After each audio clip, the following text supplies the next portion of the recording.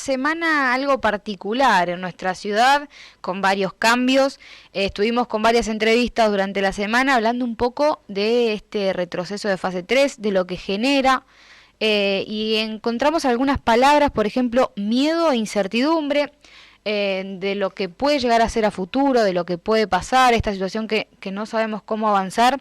Hace unos días hablábamos con Levantesi sobre bares y restaurantes y él nos decía la incertidumbre de no saber qué vamos a hacer. Bueno, una incertidumbre que se traslada a varios ámbitos de la ciudad o a todos, porque realmente ninguno de nosotros sabe cómo actuar y por eso nos pareció un buen tema para hablar un poco hoy de cómo manejar ese miedo, esa incertidumbre que tenemos en esta situación, ¿no? Bueno, como venimos hablando a lo largo de varios viernes, esta situación en general es una gran incertidumbre y eso provoca una gran ansiedad en las personas, lo Sí, cual puede llevar, bueno, obviamente a frustraciones, puede llevar a distintos tipos de patologías que son sumamente entendibles. Como bien decís, para los bares, los restaurantes, aquellas personas que se ganan el peso día a día con su emprendimiento, sí, eh, por ahí ellos comprenden la situación epidemiológica, no la subestiman ni mucho menos, pero se encuentran con una realidad que los supera y es que si no abren sus locales, bueno, no tienen para comer. Entonces es claro. una situación sumamente angustiante y donde no hay o al menos creo yo, que no hay una correcta solución para esto. Por eso que decíamos, de que si él respeta los protocolos, que está espectacular respetarlo y que hay que hacerlo, Sí, él se queda sin comer. ¿Y cómo le decís vos a alguien, cerrá tu negocio y hoy no comas? Es muy difícil. claro. Y también lo que decíamos es que no se sabe mucho a futuro qué hacer, porque no es como que decir, bueno, de acá a un mes las cosas van a ser así, es todo incertidumbre. Entonces, me parece que bueno, ahí es donde empiezan a surgir ciertos miedos, ciertas frustraciones que nombrabas vos recién, y eso es lo más complicado, porque si vos de acá a un mes tenés una situación que sabés cómo va a ser, cómo se va a arreglar todo, bueno, podés de alguna manera ir haciendo otras cosas. Pero cuando realmente no sabes qué va a pasar, eso es lo más difícil. Exactamente. A ver, hoy se conjugan muchos factores que, que propician este malestar general que hay. Claro, Primero y principal, un virus del que poco sabemos, del que ni siquiera aquellas personas que se supone deberían saber, vamos a poner por caso la Organización Mundial de la Salud, sí, los médicos, lo que fueren, ellos tampoco saben. Entonces la gente se siente muy desprotegida y hoy se hace más presente, quizás de forma más latente, algo que todos tememos, pero que tratamos de ocultar, y es el miedo a la muerte, que ujú, es aquello que bueno, siempre tratamos de evitar, incluso de evitar hablar. sí, Bueno, hoy lo tenemos constantemente y la pulsión de muerte en la sociedad es muy grande. claro. Sí, sí, esto que decís es verdad, no somos de hablar de la muerte, es muy raro encontrar a alguien que lo hable con total liviandad y hoy está ahí, está presente todos los días porque lamentablemente lo tenemos presente todos los días, entonces sí es uno de los miedos tal vez más fuertes y de los que menos tratamos, de los que menos hablamos, pese a tenerlo tan presente. Seguro. A ver, a lo largo de la historia de la humanidad, yo creo que fue uno de los temas, o el tema que más se ha tratado a lo largo de la historia de la filosofía y del pensamiento. Bueno, ¿qué pasa una vez que nos llega la muerte? Ujú, Hay un libro extraordinario de Miguel de Unamuno que se llama El sentimiento trágico de la vida, y sí, justamente es este. ¿Cuál es el sentimiento trágico? Dice Unamuno, es decir, ¿cuál es aquello que nos hace más humanos? Bueno, el sabernos mortales.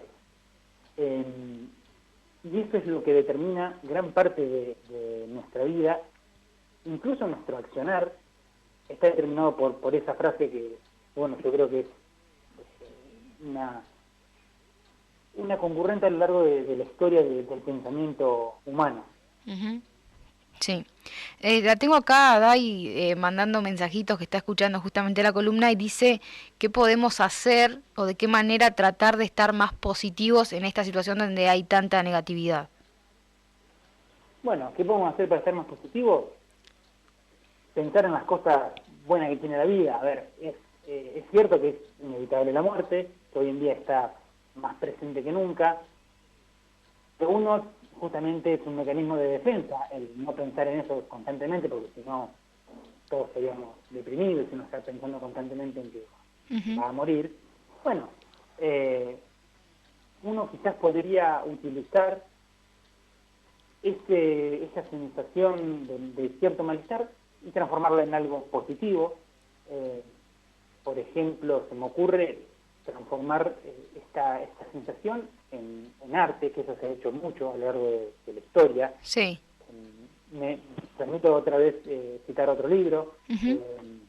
Las aventuras del joven Werther, de Goethe, es un libro extraordinario también, que él, bueno, justamente cuenta cómo lo deja una mujer, Ajá.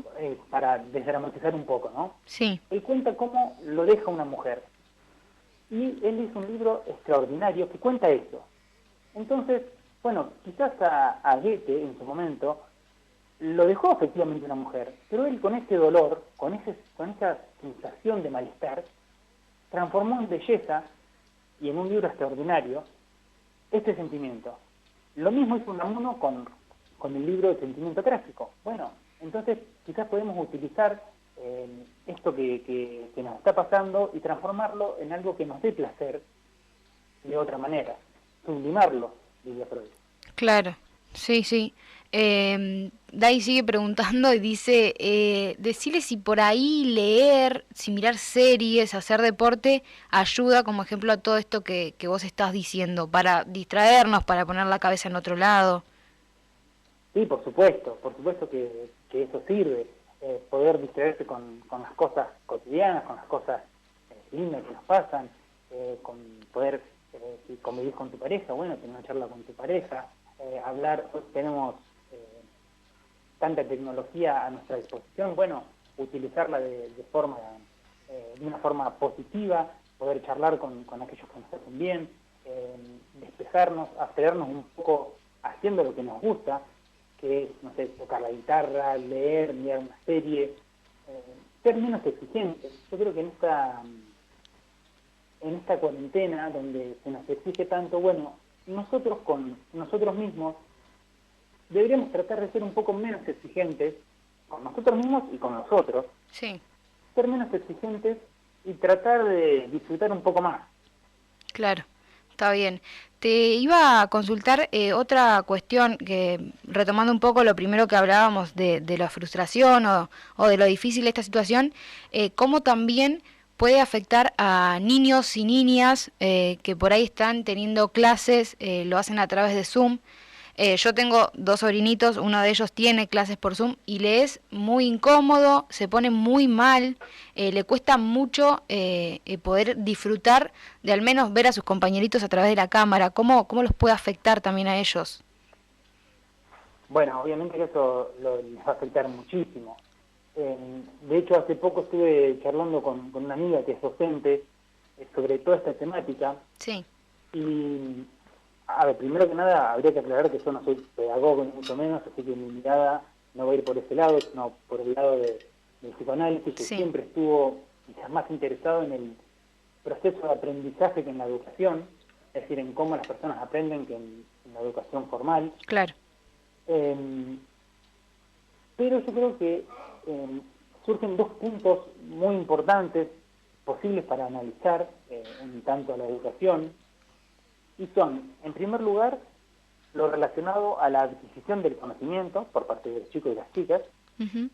y por otro, la pérdida de ese espacio de construcción de la subjetividad que es la escuela para los chicos. Es decir, la escuela es mucho más que el espacio donde los chicos van a aprender a sumar y las capitales de las provincias. Sí, Es uno de los espacios de justamente la conformación subjetiva más importante que tienen los niños y los adolescentes, en donde se forman grupos, amistades, la personalidad misma. Y hoy los chicos están perdiendo eso. Y es difícil que se recupere. Sí. Como bien decías, el ejemplo de tu sobrino, bueno, mi amiga, esa docente, también me comentaba que ella se enfrenta con grupos de chicos que nota lo frustrante que es toda esta situación, e incluso se enfrenta con algunos padres que les dicen: mis hijos están llorando por la noche y no sé bien por qué, y ni siquiera capaz los chicos saben bien por qué. Claro. Entonces, claro que les afecta muchísimo toda esta situación de no poder estar con el otro, de no poder ir a la escuela, de no poder compartir el recreo, de no poder compartir este proceso de aprendizaje con sus pares. Sí, sí, es complicado y volvemos a caer como siempre en lo mismo, porque los primeros meses que empezaban con las clases, bueno, era como que es por este momento, después todo va a ser distinto, vamos a ir volviendo de a poco. La realidad es que no se va a volver de a poco a las clases, que esta metodología va a tener que seguir siendo así, incluso veremos qué sucede también el año que viene, pero bueno, es muy complicado, sobre todo para quienes empiezan o terminan un ciclo escolar por la cantidad de cosas. Los nenitos que empiezan la primaria es muy difícil aprenderlo desde casa, y eso debe ser lo que los frustra. Yo lo vivo, como te decía, con Enzo, con mi sobrino, pero también otra cosa que pasa es que por ahí las familias trabajando también a través de las redes, a través de la tecnología, y no pueden estar ahí abocados todo el tiempo a que sus hijos aprendan las tareas. También debe ser frustrante, obviamente, desde el lado de profesores, profesoras, el poder armar la clase, que les llegue a sus alumnos, que realmente aprendan. Es una situación complicada porque, como decimos, la tecnología tiene su parte positiva de conectarnos, pero también esto de que no sea presencial es una parte también negativa y complicada para quienes tienen que aprender y enseñar a través de una computadora. Sí, obviamente. Y, a ver, me parece muy interesante lo que decís de los profesores, porque hay que remarcar que por ahí en los noticieros o en las redes se dice: bueno, ¿cuándo se va a volver a las clases? ¿No? Sí, Con esa frase, como si hoy no hubiera clases. claro. Y eso no es cierto, porque las clases continuaron de forma, como bien decís, muy trabajosa, de una forma anormal totalmente, pero las clases continuaron. Sí, o cuando Y dicen, los chicos llevan 6 meses sin clases. Es una claro, locura pensarlo. porque de esa forma invisibilizan también el esfuerzo enorme que han hecho tanto los chicos como los docentes. Sí, Lo que sí estoy de acuerdo con lo que decías, en que este, que es un poco lo que decía también al principio yo, de que se ha perdido algo de la adquisición de los conocimientos. Con esto de lo virtual, lo que está en juego no es tanto la transmisión de un conocimiento. Hoy en día tenemos la posibilidad con Internet de saber las capitales, como bien sí, decíamos, de cualquier lado a un instante, y los chicos saben hacerlo.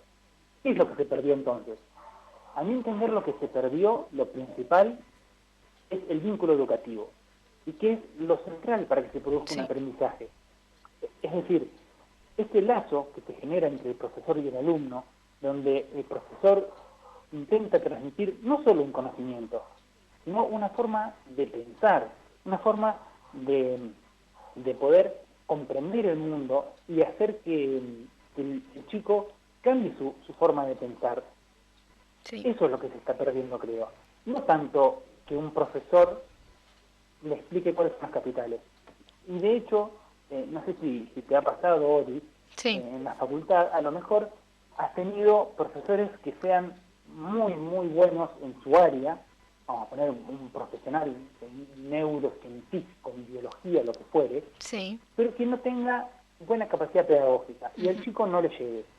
Entonces, ese profesor, bueno, sabrá mucho más que, vamos a ponerle, alguien que hizo un profesorado, sí, pero el chico aprenderá mucho menos con ese doctor en neurobiología.